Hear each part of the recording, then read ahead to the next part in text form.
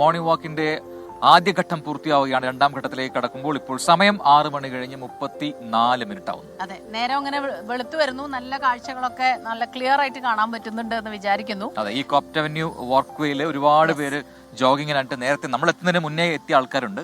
അവർ ഒരു റൗണ്ട് പൂർത്തിയാക്കി തിരിച്ചു വന്നിട്ടുണ്ട്. അതെ, ഇവിടെ ഒരു മരം നിൽക്കുന്നുണ്ട്. ഇതിന് ചിലയിടങ്ങളില് പാല എന്ന് പറയും, ചിലയിടങ്ങളിൽ അരളി എന്ന് പറയും, ചിലയിടങ്ങളിൽ ചമ്പകം എന്ന് പറയും. നിങ്ങളുടെ അവിടെ എന്താ പറയാ? ചമ്പകമല്ലല്ലോ ആണ്, ഇത് ചമ്പകമാണ് പ്രജിൻ. ചമ്പകമാണെങ്കിൽ നമുക്കിത് അതിന്റെ ഒരു പൂ എനിക്കരോ? ചെമ്പകമാണോ? Thank you. പക്ഷെ മണമില്ല, ചെമ്പകത്തിന് നല്ല മണമല്ലേ? ആണ്, പക്ഷേ ഞാന് എന്റെ ഒരു മഞ്ഞ ചെമ്പകം ഞാൻ ഒരിക്കൽ വെച്ചപ്പോ ഒരുപാട് പേര് ഇങ്ങനെ പറഞ്ഞു ഇതിന് ചെമ്പകം എന്നാണ് പറയാ. നിങ്ങളുടെ നാട്ടിൽ ഇതിനെന്താ പറയാ? അരളി എന്നാണോ ചെമ്പകം എന്നാണോ പറയുന്നത്? ചെമ്പകമല്ല എന്നാണ് എനിക്ക് തോന്നുന്നത്. നോക്കാം നമുക്ക് നോക്കാലോ. നമ്മുടെ പ്രേക്ഷകർ എന്ത് പറയാൻ നോക്കാം. അതെ, ഇങ്ങനെ ചെവിയിൽ വെച്ച് നടക്കാറുണ്ട് ചിലപ്പോഴൊക്കെ. അത് ചേച്ചി ചെമ്പരത്തിയല്ലേ വെക്കുന്നത്? അല്ല, ചെമ്പകം. അടുത്ത റിപ്പോർട്ടിലേക്ക് പോവാം. വയനാട്ടിലേക്കാണല്ലേ? അതെ അതെ, കാട്ടുതീക്കെതിരെ അതീവ ജാഗ്രതയിലാണ് വയനാട്ടിൽ വനം വകുപ്പ്. വനത്തിന് ബോധപൂർവം തീയിടുന്നതായുള്ള കാര്യത്തിൽ വ്യക്തത വന്നതോടെയാണ് വനംവകുപ്പിന്റെ നടപടികൾ ഇപ്പോൾ ശക്തമാക്കിയിരിക്കുന്നത്.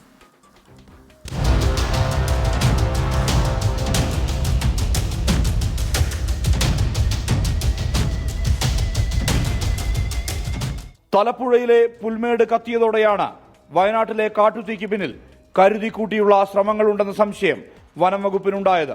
തീയിടുന്ന ഒരാളെ പിടികൂടുകയും ചെയ്തു. ഇതിന്റെ തുടർച്ചയായി പലയിടത്തുമുണ്ടായ കാട്ടുതീക്ക് പിന്നിലെല്ലാം ഇത്തരം സാധ്യതകളുണ്ടെന്ന് വനം വകുപ്പ് കണക്കുകൂട്ടുന്നു. ഈ പ്രവണതയെ മുളയിലെ നുള്ളുക എന്നതാണ് വനം വകുപ്പ് നിലവിൽ നടത്തുന്ന നീക്കം. വയനാട് വന്യജീവി സങ്കേതത്തിൽ മാത്രം സ്ഥാപിച്ചിട്ടുള്ളത് 50-ലേറെ നിരീക്ഷണ ക്യാമറകൾ, 100-ലേറെ ക്യാമറ ട്രാപ്പുകൾ, ഡ്രോൺ ഉപയോഗിച്ചുള്ള നിരീക്ഷണം എന്നിവയും സജീവം.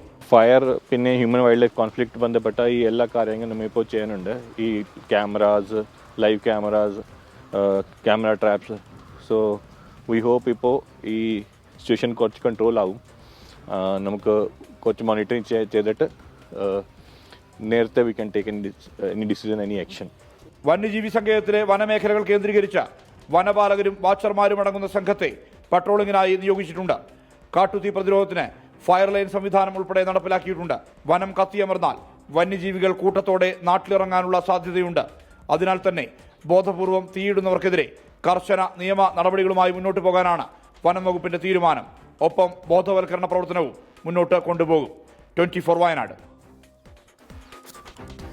യെസ്, അപ്പോൾ അതാണ് ഈ വേനൽക്കാലത്ത് ഈ പറയുന്ന പോലെ കാട്ടുതീ കൂടി വരുമ്പോഴുള്ള പ്രശ്നം.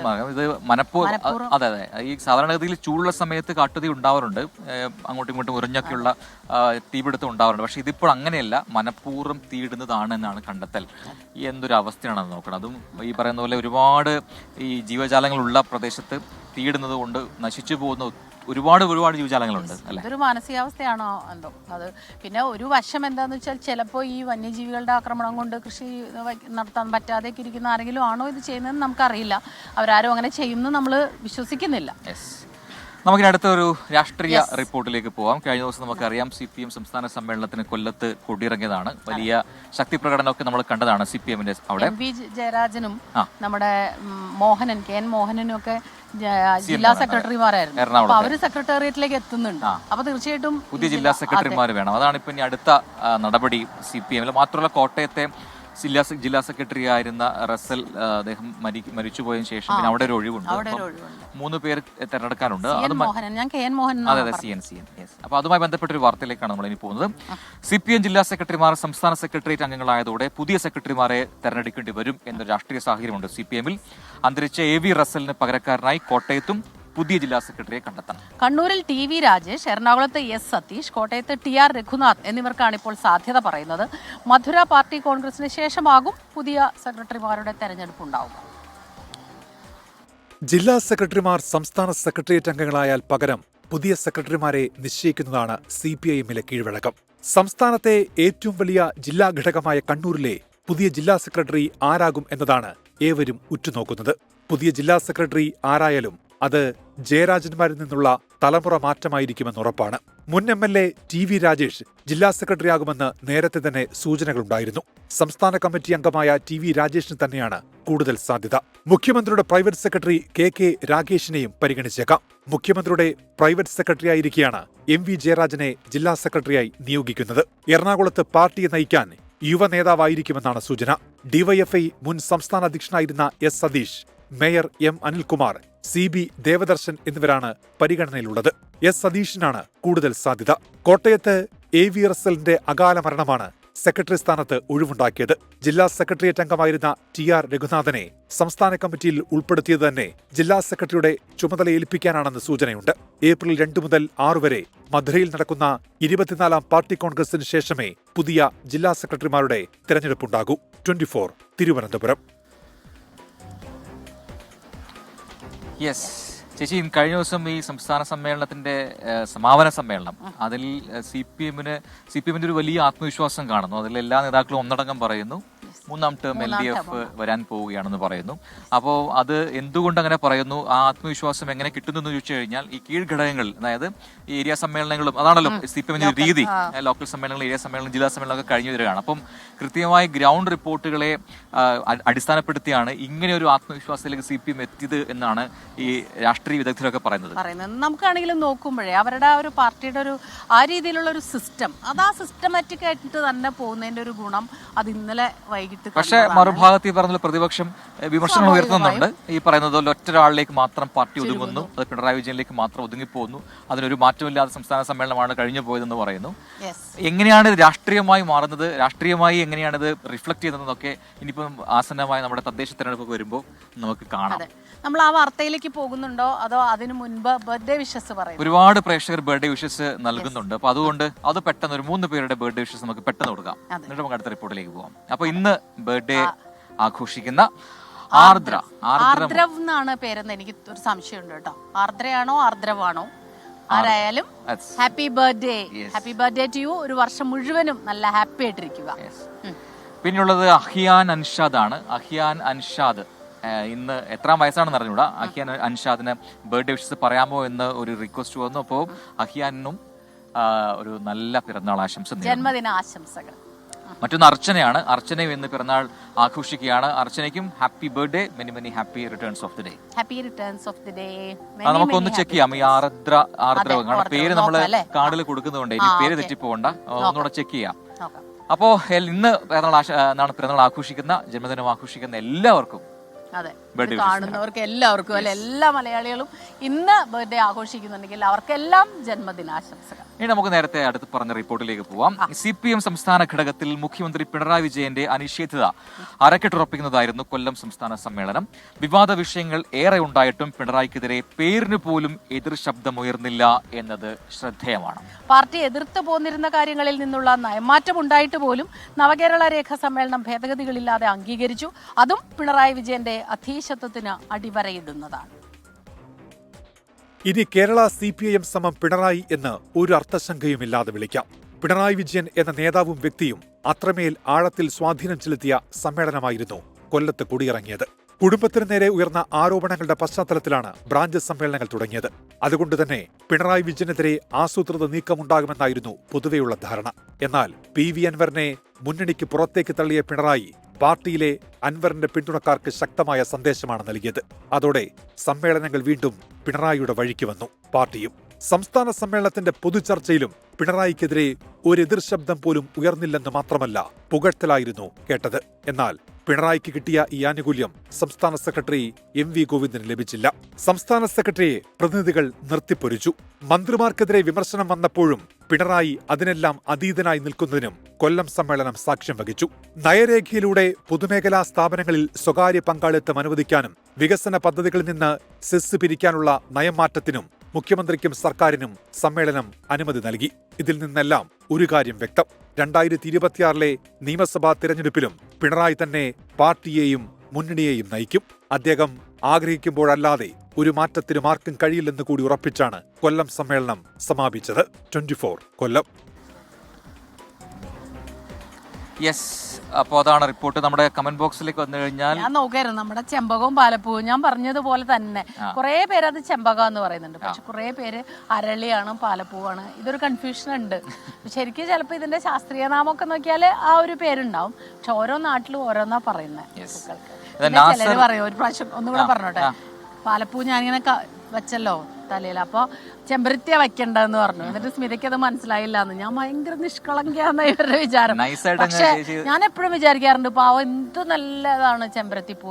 ആഫ്രിക്കയിലെ ഒരു സ്ഥലത്ത് പോയപ്പോൾ, സാൻസിബാറിൽ പോയപ്പോൾ അവിടെ മുഴുവനും ചെമ്പരത്തികൾ വച്ചിട്ട് ഒരു റിസോർട്ട്. അവിടെ ചെന്ന ചെമ്പരത്തിയൊക്കെ ഇട്ടിട്ടുള്ള വെള്ളം നമുക്ക് കുടിക്കാൻ തരും. അങ്ങനെ ബ്യൂട്ടിഫുൾ ചെമ്പരത്തിയുടെ ആ ഒരു ഗുണവും അതൊക്കെ മനസ്സിലാക്കിയിട്ടുള്ള മനുഷ്യരാ. പണ്ടൊക്കെ നമ്മൾ ചെമ്പരത്തി ഉപയോഗിച്ചിട്ട് താളി ഉണ്ടാക്കുക, കുറെ ഗുണങ്ങളുണ്ട്. എന്നിട്ട് അതിന് ഒരൊറ്റ പേര് മാത്രം പറയാം, അത് തലയിൽ വെച്ചാല് അല്ലെങ്കിൽ ചെവിയിൽ വെച്ചാല് വലിയ പ്രശ്നമാണെന്ന്. നമ്മുടെ ചെറിയ കുട്ടികളൊക്കെ ഈ പറയുന്ന ചെമ്പരത്തി കൊണ്ട് ഇപ്പോ അവരുടെ സ്കൂളിൽ എന്റെ മോനൊക്കെ ഉണ്ടാക്കിയിട്ടുണ്ട്. പിന്നെ ക്ലാസ്സിൽ പഠിപ്പിച്ചു കൊടുത്തിട്ട് വീട്ടിൽ വന്നിട്ട് ചെമ്പരത്തി കൊണ്ട് സ്ക്വാഷ് അങ്ങനെയൊക്കെ ഉണ്ടാക്കുന്നുണ്ട്. അപ്പോ ഒരുപാട് കമന്റ്സ് ഒക്കെ വരുന്നുണ്ട്. അതിലേക്ക് വരാം. അതിനു മുമ്പ് അടുത്ത റിപ്പോർട്ട് കൂടി നമുക്ക് വായിക്കാം അല്ലെ. ഒരു AV ജയശങ്കർ ഒരു റിപ്പോർട്ടുമായി എത്തിയിട്ടുണ്ട് പത്തനംതിട്ടയിൽ. CPIM സംസ്ഥാന കമ്മിറ്റിയിൽ ഉൾപ്പെടാത്തതിൽ അതൃപ്തി പരസ്യമാക്കിയുള്ള പത്തനംതിട്ടയിൽ നിന്നുള്ള മുതിർന്ന നേതാവ് A. പത്മകുമാറിനെതിരെ പാർട്ടിക്കുള്ളിൽ കടുത്ത അതൃപ്തിയാണ് ഇപ്പോൾ ഉള്ളത്. പത്മകുമാറിന്റെ ഫേസ്ബുക്ക് പോസ്റ്റും മാധ്യമങ്ങളോടുള്ള പ്രതികരണവും ഗുരുതരമായ അച്ചടക്ക ലംഘനം എന്നാണ് വിലയിരുത്തൽ. മറ്റന്നാൾ ചേരുന്ന പത്തനംതിട്ട ജില്ലാ കമ്മിറ്റിയിൽ വിഷയം ചർച്ചയാകും. AV ജയശങ്കർ പത്തനംതിട്ടയിൽ നിന്ന് കൂടുതൽ വിവരങ്ങളുമായി ചെയ്യുന്നുണ്ട്. ജയ്, വെരി ഗുഡ് മോർണിംഗ്. അപ്പോൾ A. പത്മകുമാർ എന്നൊരു വെടി പൊട്ടിച്ചിട്ടുണ്ട്. അപ്പോൾ അത് ഇന്നലെ തന്നെ ആ പോസ്റ്റ്, FB പോസ്റ്റൊക്കെ പിൻവലിക്കുന്നത് കണ്ടു. പക്ഷേ സമ്മേളനം പൂർത്തിയാകും മുൻപേ തന്നെ ആ സമ്മേളന നഗരിയിൽ നിന്നും തിരിച്ചു പോവുക, അങ്ങനെയൊക്കെയുള്ള കാര്യങ്ങൾ നമ്മൾ അങ്ങനെ CPM ൽ നിന്ന് കണ്ടിട്ടില്ല. അപ്പൊ എന്താണ് പത്മകുമാറിന്റെ ഉദ്ദേശം? പാർട്ടി ഇടാനുള്ള നീക്കങ്ങളുണ്ടോ? Good morning Prajin, Smitha. എന്തായാലും പത്മകുമാർ കടുത്ത അതൃപ്തിയിലാണ്. കാരണം 52 വർഷം പാർട്ടിക്ക് വേണ്ടി പ്രവർത്തിച്ചിട്ടും തനിക്ക് വേണ്ട പരിഗണന ലഭിച്ചില്ല എന്നാണ് അദ്ദേഹത്തിന്റെ ഒരു മാനസികാവസ്ഥ. അതിന് പിന്നാലെയാണ് കഴിഞ്ഞ ദിവസം ഈ സംസ്ഥാന കമ്മിറ്റിയുടെ പട്ടിക വന്നതിന് പിന്നാലെയാണ് കൊല്ലത്തെ വേദിയിൽ നിന്ന് അദ്ദേഹം തിരുവനന്തപുരത്തെ ബന്ധുവീട്ടിലേക്ക് തിരിക്കുന്നു. എന്തായാലും പത്മകുമാറിന്റെ ഇറങ്ങിപ്പോക്കുമായി ബന്ധപ്പെട്ട് പാർട്ടിയിൽ കടുത്ത അതൃപ്തിയാണ് നിലനിൽക്കുന്നത്. പത്മകുമാറിനെതിരെ നടപടി വേണമെന്നാണ് ഒരു വിഭാഗം എന്തായാലും നിലവിൽ പാർട്ടിയോട് ആവശ്യപ്പെട്ടിരിക്കുന്നത്. മറ്റന്നാൾ ചേരുന്ന പത്തനംതിട്ട ജില്ലാ കമ്മിറ്റി യോഗം വിഷയം ചർച്ച ചെയ്യും. ഈ പത്മകുമാർ ഫേസ്ബുക്ക് പോസ്റ്റും ഒപ്പം തന്നെ മാധ്യമങ്ങളോടുള്ള പ്രതികരണവും ഗുരുതര അച്ചടക്ക ലംഘനമെന്നാണ് പാർട്ടിയുടെ വിലയിരുത്തൽ. കാരണം 24-നോടാണ് അദ്ദേഹം ആദ്യമായി സംസാരിക്കുന്നത്. പിന്നീടാണ് ഇത്തരത്തിലൊരു ഫേസ്ബുക്ക് പോസ്റ്റ് ഇടുന്നത്. അതിനുശേഷം മുഴുവൻ മാധ്യമങ്ങളും ഈ വിഷയം ചർച്ചയാക്കുന്ന ഒരു സാഹചര്യമുണ്ട്. എന്തായാലും മാധ്യമ പ്രതികരണം കടുത്ത അച്ചടക്ക ലംഘനമായാണ് പാർട്ടി വിലയിരുത്തുന്നത്. എന്തായാലും പത്മകുമാറുമായി ഔദ്യോഗികമായി ആശയവിനിമയം നടത്തിയിട്ടില്ല എന്നാണ് പാർട്ടി നിലവിൽ പറയുന്നത്.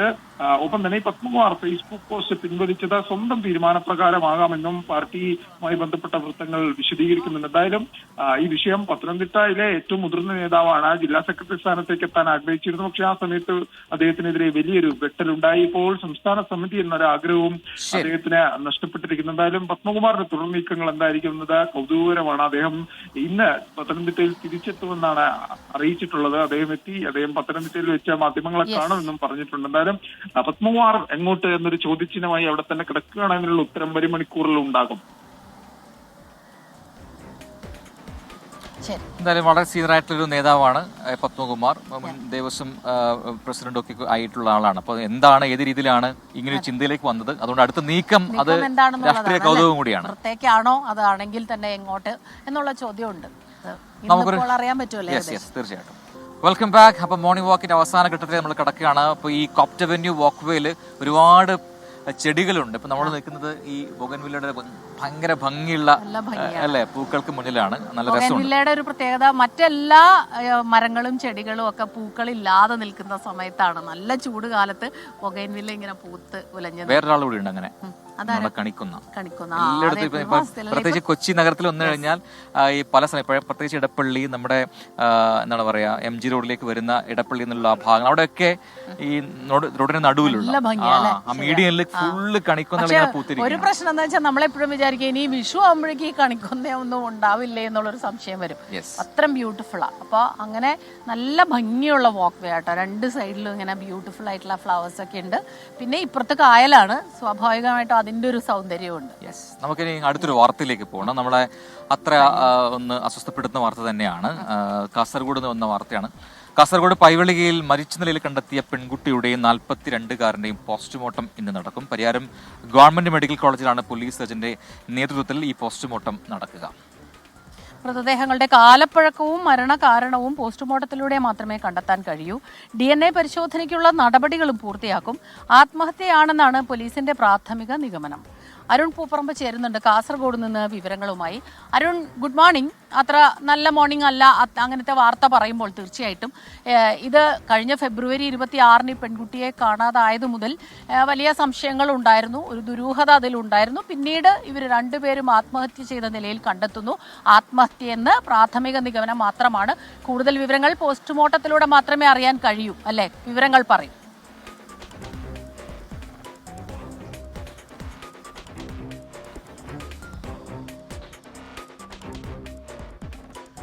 Smitha, good morning. പോസ്റ്റ്മോർട്ടം നടപടികൾ ഇന്ന് രാവിലെ പരിയാരം ഗവൺമെൻറ് മെഡിക്കൽ കോളേജിലാണ് നടക്കുക. രാവിലെ 10 മണിയോടെ പോസ്റ്റ്മോർട്ടം നടപടികൾ ആരംഭിക്കുമെന്നാണ് ലഭിക്കുന്ന വിവരം. ഇന്നലെ തന്നെ ഇരുവരുടെയും മൃതദേഹങ്ങൾ പരിയാരത്തേക്ക് മാറ്റിയിരുന്നു. രാവിലെയാണ് അതായത് 26 ദിവസത്തെ കാത്തിരിപ്പ് വിഫലമായി.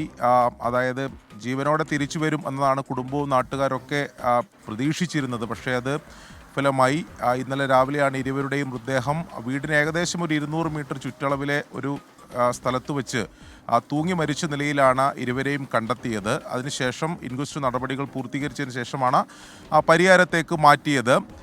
പ്രാഥമിക നിഗമനം മാത്രമാണ് ആത്മഹത്യ എന്നുള്ളത്. അതിലൊരു സ്ഥിരീകരണം ഉണ്ടാകണമെങ്കിൽ ഈ പോസ്റ്റ്മോർട്ടം റിപ്പോർട്ട് ലഭിക്കേണ്ടതുണ്ട്.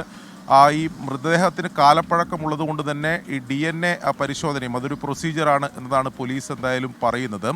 ഇതിലിനി ഉത്തരം കിട്ടേണ്ട പല ചോദ്യങ്ങളുമുണ്ട്.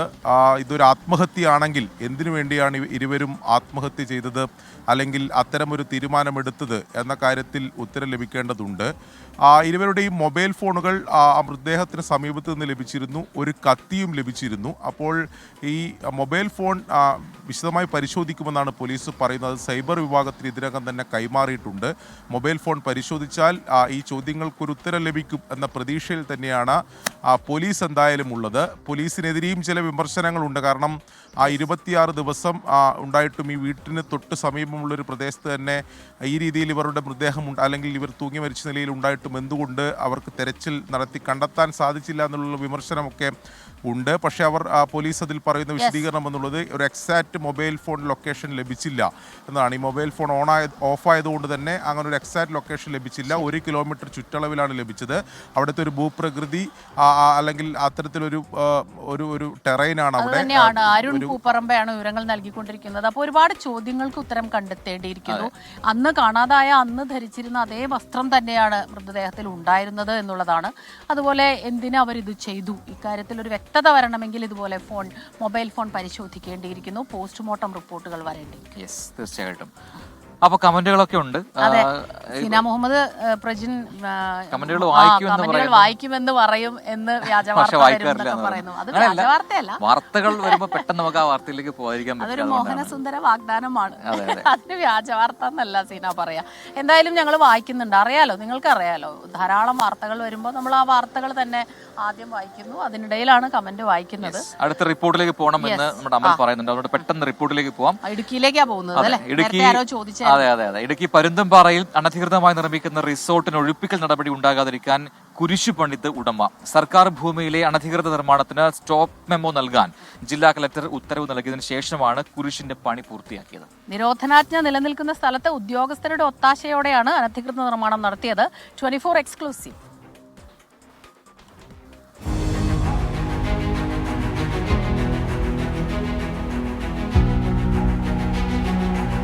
സർക്കാർ ഭൂമിയിലെ അനധികൃത റിസോർട്ട് നിർമ്മാണം വാർത്തയാക്കാൻ 24 സംഘം ഫെബ്രുവരി 28 ദൃശ്യങ്ങൾ പകർത്തുമ്പോൾ ഇങ്ങനെ ഒരു കുരിശ് ഇവിടെ ഉണ്ടായിരുന്നില്ല. അനധികൃത നിർമ്മാണത്തിന്റെ വാർത്ത പുറത്തു വന്നതോടെ മാർച്ച് 2 ഇടുക്കി ജില്ലാ കളക്ടർ സ്റ്റോപ്പ് മെമ്മോ നൽകാൻ ഉത്തരവിട്ടതുമാണ്. അപ്പോഴും ഇല്ലാതിരുന്ന കുരിശ് ഇന്ന് പൂർണ്ണമായും പണി പൂർത്തിയാക്കി. ചങ്ങനാശ്ശേരി തൃക്കൊടിത്താനം സ്വദേശി സജിത്ത് ജോസഫിന്റെ ഉടമസ്ഥതയിലാണ് സർക്കാർ ഭൂമിയിലെ അനധികൃത റിസോർട്ട് നിർമ്മാണം. കയ്യേറ്റമൊഴിപ്പിക്കൽ തടയാനാണ് കുരിശു പണിതത്. സ്റ്റോപ്പ് മെമ്മോ നൽകി റിസോർട്ടിന്റെ പണികൾ നടക്കുന്നില്ലെന്ന് ഉറപ്പുവരുത്താൻ ഉദ്യോഗസ്ഥർക്ക് നിർദ്ദേശവും നൽകിയിരുന്നതാണ്. എന്നാൽ ഈ സ്ഥലത്ത് നടന്ന കുരിശിന്റെ ഉൾപ്പെടെ നിർമ്മാണ പ്രവർത്തനങ്ങൾ ഉദ്യോഗസ്ഥർ കണ്ടില്ലെന്ന് നടിച്ചു. നിരോധനാജ്ഞ ലംഘിച്ച് നിർമ്മാണ പ്രവർത്തനം നടത്തിയ സജിത്ത് ജോസഫിനെതിരെ പോലീസ് കേസെടുക്കാൻ പോലും നിർദ്ദേശിച്ചിട്ടില്ല. മറ്റൊരു സ്ഥലത്ത് വെച്ച് പണിത കുരിശ് ഇവിടെ സ്ഥാപിക്കുകയാണ് ചെയ്തതെന്നാണ് റവന്യൂ ഉദ്യോഗസ്ഥരുടെ വിശദീകരണം. കയ്യേറ്റവുമായി ബന്ധപ്പെട്ട നടപടികൾക്കിടയിലും റവന്യൂ ഉദ്യോഗസ്ഥരുമായി സജിത്ത് ജോസഫ് നിരന്തരം കൂടിക്കാഴ്ച നടത്തുന്നതായും വിവരമുണ്ട്. രാഹുൽ വിജയൻ, 24 ഇടുക്കി. യെസ്, അപ്പോൾ അതാണ് പരുന്തുംപാറയിലെ വിഷയം. അതിപ്പോൾ എന്താണെന്ന് മനസ്സിലായല്ലോ. അത് ഒഴിവാകാൻ വേണ്ടി ഒരു കുരിശ് പണിയുന്നു, ആ പേരിലും അല്ലേ കുരിശ് പണിതിട്ടെങ്കിലും എന്താണ് ഇപ്പൊ പല രീതിയിലുള്ള അപ്രോച്ചാണ്. അത് പലരുടെയും മനസ്സിലിരിപ്പ് എന്താണെന്ന് പുറത്തു എന്തായാലും നമുക്ക് നോക്കാം അതിലെന്താണ്. നമുക്ക് നല്ലൊരു കാഴ്ച പ്രേക്ഷകർക്ക് കാണിച്ചു കൊടുക്കാം. അപ്പൊ മീൻ പിടിക്കാൻ പോകുന്ന ഒരു സംഘം ആൾക്കാരാണ്, 3 പേരടങ്ങുന്ന ഒരു ടീമാണ്. അവിടെ കാഴ്ച നമ്മുടെ രാഹുൽ VS പകർത്തി നൽകുന്നുണ്ട്. ഒപ്പം നമുക്കൊപ്പം സുധിയുണ്ട്. ഇവരൊക്കെ ആണ് നമ്മുടെ ഇവിടുത്തെ കോപ്റ്റവനയിലെയും ഒപ്പം തന്നെ എല്ലാ ദിവസവും മോർണിംഗ് വാക്കിലെ ദൃശ്യങ്ങളൊക്കെ പകർത്തി പ്രേക്ഷകരിലേക്ക് എത്തിക്കുന്നത്. നമുക്കൊരു ഇടവേള പോകണം അല്ലേ? അവസാന ഘട്ടത്തിലേക്ക് വരിക. മനോഹരമായ ദൃശ്യങ്ങളിൽ നിന്ന് നമ്മളൊരു ഇടവേളയിലേക്കാണ് ഇനി പോകുന്നത്. ഒരു കുറച്ച് വാർത്തകൾ കൂടി പ്രേക്ഷകരുമായി പങ്കുവെക്കാനുണ്ട്, അതിലേക്ക് പോകാം അല്ലേ? ചോദ്യപേപ്പർ ചോർച്ച കേസിൽ റിമാൻഡിലായ മുഖ്യപ്രതി മുഹമ്മദ് ഷുഹൈബിനായി ക്രൈംബ്രാഞ്ച് ഇന്ന് കസ്റ്റഡി അപേക്ഷ നൽകും. വിശദമായ ചോദ്യം ചെയ്യലിനും തെളിവെടുപ്പിനുമായി ഷുഹൈബിനെ 5 ദിവസത്തേക്കാണ് കസ്റ്റഡിയിൽ ആവശ്യപ്പെടുക. താമരശ്ശേരി കോടതിയിലാണ് അപേക്ഷ നൽകുക. ഹൈക്കോടതി മുൻകൂർ ജാമ്യ ഹർജി തള്ളിയതിനെ തുടർന്ന് ക്രൈംബ്രാഞ്ചിന് മുന്നിൽ കീഴടങ്ങിയ ഷുഹൈബിനെ 14 ദിവസത്തേക്ക് കോടതി റിമാൻഡ് ചെയ്തിരുന്നു. കേസിലെ 4ാം പ്രതിയായ അൺഎയ്ഡഡ് സ്കൂൾ പ്യൂൺ അബ്ദുൾ നാസറിനെ ക്രൈംബ്രാഞ്ച് ഇന്ന് കസ്റ്റഡിയിൽ വാങ്ങും. ഇയാളുമായി മലപ്പുറം മേൽമുറിയിലെ മഹദീൻ ഹയർ സെക്കൻഡറി സ്കൂളിൽ ഉൾപ്പെടെ എത്തി തെളിവെടുത്തേക്കും. മറ്റൊരു വാർത്ത ഡൽഹിയിൽ നിന്നും ബൽറാം പങ്കുവച്ച വാർത്തയാണ്. അതിലേക്കൂടെ പെട്ടെന്ന് പോവാം. ഡൽഹി എയിംസ് ആശുപത്രിയിൽ ചികിത്സയിൽ കഴിയുന്ന ഉപരാഷ്ട്രപതി ജഗദീപ് ധൻഖറിന്റെ ആരോഗ്യനില തൃപ്തികരം എന്ന് ആശുപത്രി അറിയിച്ചിട്ടുണ്ട്. നെഞ്ചുവേദനയും അസ്വസ്ഥതയും അനുഭവപ്പെട്ടതിനെ തുടർന്ന് ഞായറാഴ്ച പുലർച്ചെ 2 മണിയോടെയാണ് ഉപരാഷ്ട്രപതിയെ ആശുപത്രിയിൽ പ്രവേശിപ്പിച്ചത്. പ്രധാനമന്ത്രി നരേന്ദ്രമോദി, കേന്ദ്ര ആരോഗ്യമന്ത്രി JP നദ്ദ തുടങ്ങിയ നേതാക്കൾ ആശുപത്രി സന്ദർശിച്ച ആരോഗ്യനിലയെക്കുറിച്ച് അന്വേഷിച്ചു. എയിംസിലെ കർഡിയോളജി വിഭാഗം മേധാവി ഡോക്ടർ രാജീവ് നരംഗിന്റെ നേതൃത്വത്തിലാണ് ഉപരാഷ്ട്രപതിക്ക് ചികിത്സ നൽകുന്നത്. യെസ്, ഇനിയിപ്പോ കമന്റ് ബോക്സിലേക്ക് വന്നു കഴിഞ്ഞാൽ നിസാം കൊല്ലം എന്ന് പറഞ്ഞ പ്രേക്ഷകൻ കമന്റ് ചെയ്യുന്നു. ഇവർ 2 പേരും നമ്മളെ പറ്റിക്കുകയാണ്, മെസ്സേജ് ഇപ്പൊ വായിക്കും എന്ന് പറഞ്ഞ് പറ്റിക്കുകയാണ്. നിസാമെ മെസ്സേജ് വായിച്ചല്ലോ. ഇത് മുബഷീറ ഉപ്പൂടൻ എന്ന് പറയുന്ന ഒരു പ്രേക്ഷക പറയുന്നു, ഇന്ന് CBSE 10ാം ക്ലാസ് പരീക്ഷ മാത്സ് എക്സാം ആണ്, ഒന്ന് വിഷ് ചെയ്യുന്നു പറയുന്നു. അപ്പൊ ഇന്ന് പരീക്ഷയ്ക്ക് പോകുന്ന എല്ലാ കുട്ടികൾക്കും വിജയാശംസകൾ നേരുന്നു. നന്നായിട്ട് പരീക്ഷ എഴുതുക, മിടുക്കന്മാരും മിടുക്കികളായിട്ട് വരിക. നന്നായി എഴുതുക പരീക്ഷ. എല്ലാവിധത്തിലുള്ള ആശംസകളും. നിസാം കൊല്ലം അവിടെ കുരിശ് വെക്കാൻ ഐഡിയ പറഞ്ഞു കൊടുത്തത് തന്നെ ഉദ്യോഗസ്ഥരായിരിക്കും എന്ന് പറയുന്നു. നമ്മുടെ കുരിശിന്റെ വാർത്ത, ഇത് കുരിശാകുമോ എന്ന് കുറെ പേര് ചോദിക്കുന്നുണ്ട്. അങ്ങനെ ആ വാർത്തയിൽ ഒരുപാട് പ്രതികരണങ്ങൾ എത്തുന്നു. ആശ നമുക്ക് എല്ലാവർക്കും ഒരു ശുഭദിനം പറയുന്നു. ഹാൻസേസി ഇപ്പോൾ കുരിശായി. അത് ഞാൻ പറഞ്ഞില്ലേ ആ വാർത്ത വന്നപ്പോഴേ. എന്തായാലും അതിന്റെ റൈറ്റ് സെൻസിൽ തന്നെ എടുക്കുക. കെ ശിവദാസ് പറയുന്നുണ്ട്, മെസ്സേജ് ചിലപ്പോൾ വായിക്കും ചിലപ്പോൾ വായിക്കില്ല, ക്രിസ്ത്യൻ ഉണ്ടെങ്കിൽ ഉറപ്പായും വായിക്കും എന്ന് പറയുന്നത്. ഇപ്പൊ ക്രിസ്ത്യാനികളുടെ കോംപ്ലിമെന്റ് ആണ്. 15 വയസ്സ് മാത്രമുള്ള ആ പെൺകുട്ടി നമ്മുടെ പെൺകുട്ടികളുടെ മനസ്സിലിരിപ്പ് എന്തെന്ന് ആർക്കും അറിയില്ല. അങ്ങനെ പറയണ്ട അല്ലെ. എന്തായാലും ഇതൊരു വലിയ സങ്കടമായിപ്പോയി. ആ കുട്ടിയുടെ അച്ഛനമ്മമാരെ കുറിച്ചാണ് ഞാൻ ആലോചിക്കുന്നത്. കഷ്ടമാണ്. നമുക്ക് ഒരു റിപ്പോർട്ടിലേക്ക് കൂടെ പോവാം. കഴിഞ്ഞ ദിവസം ഈ സംസ്ഥാന CPM സംസ്ഥാന സമ്മേളനവുമായി ബന്ധപ്പെട്ടുണ്ടായ ഒരു പ്രധാനപ്പെട്ട വാർത്തയിലേക്കാണ്. ഈ വിഭാഗീയതയിൽ വിട്ടുവീഴ്ചയില്ല എന്ന സന്ദേശമാണ് സൂസൻ കോടിയെ സംസ്ഥാന കമ്മിറ്റിയിൽ നിന്ന് ഒഴിവാക്കിയതിലൂടെ CPM നൽകുന്നത്. അത് ശ്രദ്ധേയമായ കാര്യമാണ്. കൊല്ലത്തെ മുതിർന്ന വനിതാ നേതാവ് എന്ന പരിഗണന പോലും സൂസൻ കോടിക്ക് ലഭിച്ചില്ല. വിഭാഗീയത സംസ്ഥാനത്തെ പാർട്ടിയിൽ അവസാനിച്ചുവെന്ന സംസ്ഥാനത്തെ CPIM നേതാക്കൾ ഊറ്റം കൊള്ളുമ്പോഴായിരുന്നു നാണക്കേടായ കരുനാഗപ്പള്ളിയിലെ സമ്മേളനങ്ങൾ. വിഭാഗീയ പ്രവർത്തനങ്ങൾക്ക് ശക്തമായ നടപടിയുണ്ടാകുമെന്ന സംഘടനാ റിപ്പോർട്ടിൽ വ്യക്തമാക്കിയതിന് പിന്നാലെയാണ് കരുനാഗപ്പള്ളി വിഭാഗീയതയിൽ പങ്കുണ്ടെന്ന് CPIM കരുതുന്ന സൂസൻ കോടിയെ സംസ്ഥാന കമ്മിറ്റിയിൽ നിന്ന് ഒഴിവാക്കുന്നത്. സമ്മേളനങ്ങൾ അലങ്കോലപ്പെടുന്ന സാഹചര്യമുണ്ടായിട്ടും സംസ്ഥാന കമ്മിറ്റി അംഗമായിരുന്ന സൂസൻ കോടി പ്രശ്നപരിഹാരത്തിന് ശ്രമിച്ചില്ലെന്ന വിലയിരുത്തലിന്റെ അടിസ്ഥാനത്തിലാണ് നടപടി. കൊല്ലത്തെ മുതിർന്ന വനിതാ നേതാവായ സൂസൻ കോടിയെ സംസ്ഥാന കമ്മിറ്റിയിൽ നിന്ന് ഒഴിവാക്കുന്നത് ഫലത്തിൽ വിഭാഗീയതയ്ക്കെതിരായ നടപടിയായി വ്യാഖ്യാനിക്കാം. എത്ര മുതിർന്ന നേതാവായാലും ഇനിയും പാർട്ടിക്കുള്ളിൽ വിഭാഗീയത അനുവദിക്കില്ലെന്നും കടുത്ത നടപടിയുണ്ടാകുമെന്ന മുന്നറിയിപ്പുമാണ് ഇതിലൂടെ CPIM നൽകുന്നത്. 24 കൊല്ലം. യെസ്, അപ്പോൾ അതാണ് ഇന്നലെ അത് കൃത്യമായി വ്യക്തമാക്കിയതാണ് പാർട്ടി സെക്രട്ടറി തന്നെ. നടപടിയാണ്, ശിക്ഷാ നടപടിയാണ് എന്നുള്ളത്. സൂസൻ കോടിയുടെ പ്രതികരണം എടുത്തപ്പോൾ അവർ പറഞ്ഞത് ഞാൻ കൊല്ലത്ത് താമസിക്കുന്നത് കൊണ്ടാണ് അത്തരത്തിൽ മാറ്റി നിർത്തിയതെന്നാണ് പറഞ്ഞത്. കൃത്യമായിട്ട് അത് പറഞ്ഞു പാർട്ടി സെക്രട്ടറി. തീർച്ചയായിട്ടും. നമുക്ക് അടുത്തൊരു റിപ്പോർട്ടിലൂടെ കൂടെ പോവാം. മീറ്റർ ഇട്ടില്ലെങ്കിൽ യാത്ര സൗജന്യം എന്ന നിയമം പിൻവലിക്കണമെന്ന ആവശ്യങ്ങൾക്കിടെ ഓട്ടോ ടാക്സി തൊഴിലാളി യൂണിയനുകളുമായി ഗതാഗത മന്ത്രി KP ഗണേഷ് കുമാർ ഇന്ന് ചർച്ച നടത്തുന്നുണ്ട്. ഉച്ചയ്ക്ക് 12 മണിക്ക് നടക്കുന്ന ചർച്ചയിൽ ട്രാൻസ്പോർട്ട് കമ്മീഷണറും മറ്റ് മുതിർന്ന ഉദ്യോഗസ്ഥരും പങ്കെടുക്കും. CITU, INTUC, BMS ഉൾപ്പെടെ 7 യൂണിയനുകളുമായാണ് ചർച്ച. അനുകൂല തീരുമാനം ഉണ്ടായില്ലെങ്കിൽ സമരത്തിലേക്ക് കടക്കുമെന്നാണ് മുന്നറിയിപ്പ്. ഓട്ടോറിക്ഷകൾക്ക് സ്റ്റേറ്റ് പെർമിറ്റ് നടപ്പാക്കാനുള്ള ശ്രമങ്ങളെയും എതിർക്കാൻ തന്നെയാണ് സംഘടനകൾ തീരുമാനിച്ചിട്ടുള്ളത്. സ്റ്റിക്കർ പതിപ്പിച്ചാൽ യാത്രക്കാരുമായി തർക്കങ്ങൾക്കിടയാകുമെന്നാണ് ഓട്ടോ തൊഴിലാളികൾ ഉയർത്തുന്ന ആശങ്ക. നഗരപരിധിയിലും പഞ്ചായത്തുകളിലും മീറ്റർ ഇട്ട് ഓടണം എന്നാണ് വ്യവസ്ഥ. ഉൾപ്രദേശങ്ങളിലേക്ക് പോകുന്ന ഓട്ടോ തൊഴിലാളികൾക്ക് പലപ്പോഴും തിരിച്ച് ഓട്ടം കിട്ടണമെന്നില്ല. നിലവിൽ നഗരത്തിൽ നിന്ന് ഉൾപ്രദേശങ്ങളിലേക്ക് സർവീസ് നടത്തുന്ന ഓട്ടോകൾ മീറ്റർ തുകയും അതിന്റെ പകുതിയും ചേർത്താണ് വാങ്ങുന്നത്. സ്റ്റിക്കർ പതിക്കണം എന്ന നിയമത്തിൽ ഈ ആവശ്യം പരിഗണിക്കുന്നില്ല. അതാണ് തൊഴിലാളികളെ ചൊടിപ്പിച്ചത്. എന്തായാലും ആ ചർച്ചയിൽ ഒരു തീരുമാനമാവട്ടെ എന്ന് പ്രതീക്ഷിക്കുകയാണ്. എന്തായാലും മീറ്റർ ഇട്ട് ഓടണം എന്നൊരു നിയമമാണ്. അപ്പം അതിലൊക്കെ എന്താണ് ഇനി യൂണിയനുകൾക്ക് പറയാനുള്ളത് എന്നൊക്കെ മിനിസ്റ്ററുമായുള്ള ചർച്ചയിൽ നമുക്ക് നോക്കാം. ഞാനാണെങ്കിൽ എപ്പോഴും ഓട്ടോറിക്ഷയാണ് ഇപ്പോൾ ഈയിടെയായിട്ട് ആശ്രയിക്കുന്നത്. അപ്പോൾ ഓട്ടോറിക്ഷ തൊഴിലാളികൾക്ക് ഒരു പ്രശ്നം ഉണ്ടാവരുമെന്ന് എനിക്ക് ആഗ്രഹമുണ്ട്. പാവങ്ങൾ. നമുക്കൊരു റിപ്പോർട്ട് കൂടി കൊടുക്കാനുള്ള സമയമുണ്ട് എന്നാണ് പ്രൊഡ്യൂസർ പറയുന്നത്. അപ്പോൾ അതിലേക്ക് പോവാം. ലോകത്തിലെ ഏറ്റവും വലിയ വെള്ളച്ചാട്ടത്തെക്കുറിച്ചാണ് ഇനി പ്രേക്ഷകരുമായി നമ്മൾ പറയാൻ പോകുന്നത്. അതിലിപ്പോൾ എന്താണ് പുതുമ എന്ന് പ്രേക്ഷകർ സംശയിക്കുന്നുണ്ട്. കടലിനടിയിലാണ് ഈ വെള്ളച്ചാട്ടം. ലോകത്തെ ഏറ്റവും വലിയ വെള്ളച്ചാട്ടം കടലിനടിയിലാണ്. ആ വെള്ളച്ചാട്ടത്തിന്റെ വിശേഷം കാഴ്ചകൾ.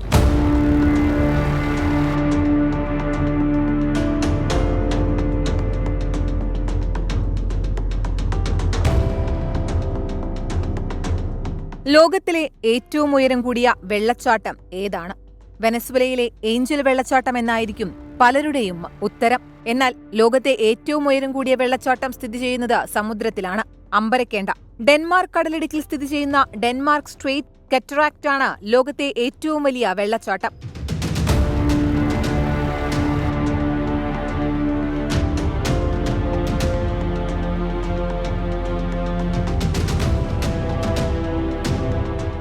ഏഞ്ചൽ വെള്ളച്ചാട്ടത്തിന്റെ 3 ഇരട്ടി ഉയരമാണ് ഡെൻമാർക്ക് സ്ട്രെയിറ്റ് കറ്ററാക്റ്റിനുള്ളത്. അതായത് 11,500 അടി മുകളിൽ നിന്നാണ് ജലം താഴേക്ക് പതിക്കുന്നത്. 300 മൈൽ വീതിയും ഇതിനുണ്ട്. നോർഡിക് സമുദ്രത്തിൽ നിന്നുള്ള തണുത്തതും കനമുള്ളതുമായ ജലം അറ്റ്ലാന്റിക് സമുദ്രത്തിൽ നിന്നുള്ള ചൂടുള്ള ഭാരം കുറഞ്ഞ ജലവുമായി കൂട്ടിയിടിക്കുമ്പോഴാണ് വെള്ളച്ചാട്ടം രൂപപ്പെടുന്നത്. താപനിലയിലും ലവണാംശത്തിലുമുള്ള വ്യത്യാസം തണുത്ത വെള്ളം സമുദ്രത്തിന്റെ അടിത്തട്ടിലൂടെ ഒഴുകാൻ ഇടയാക്കുന്നു. ഏകദേശം 17,500 വർഷം മുൻപാണ് ഈ വെള്ളച്ചാട്ടം രൂപപ്പെട്ടതെന്നാണ് ഗവേഷകരുടെ നിഗമനം. Research desk 24. അപ്പോൾ ഇന്നത്തെ മോർണിംഗ് വാക്കിന്റെ സമയം പൂർത്തിയാവുകയാണ്.